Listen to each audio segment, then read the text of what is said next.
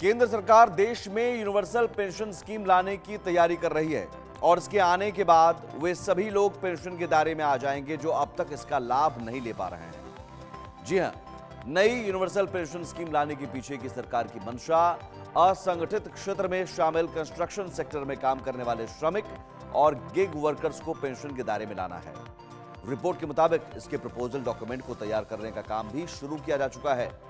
सरकार इसे लेकर गंभीरता से विचार कर रही है और लेबर मिनिस्ट्री की ओर से इसका प्रपोजल डॉक्यूमेंट्स तैयार करने पर काम शुरू हो गया है।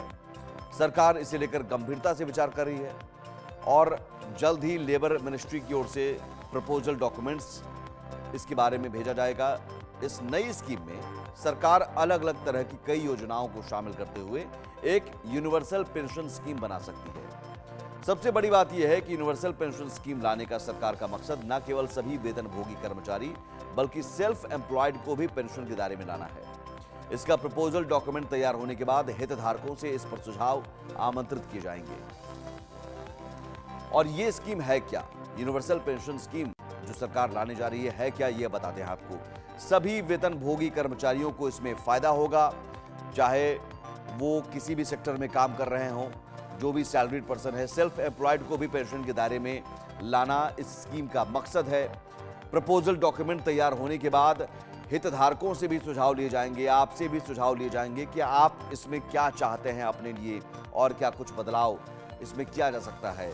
और अलग अलग स्कीम्स जो चल रहे हैं उन सभी स्कीम्स को मिलाकर एक यूनिवर्सल स्कीम बनाने की ये योजना है। मौजूदा एम्प्लॉय प्रोविडेंट फंड ऑर्गेनाइजेशन से ये अलग है, जो अभी ईपीएफओ है उससे ये अलग होगा और ये अलग स्कीम होगा जिसमें सभी वेतनभोगी कर्मचारी शामिल होंगे।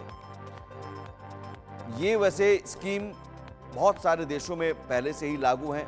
किन देशों में ये स्कीम लागू है, यूनिवर्सल पेंशन स्कीम? आपको बता दें, अमेरिका, कनाडा, रूस, चीन और अधिकांश यूरोपीय देशों में पहले से ही ये स्कीम लागू है और अब भारत में भी स्कीम को लागू करने पर विचार चल रहा है। यूनिवर्सल पेंशन स्कीम की चर्चाओं के बीच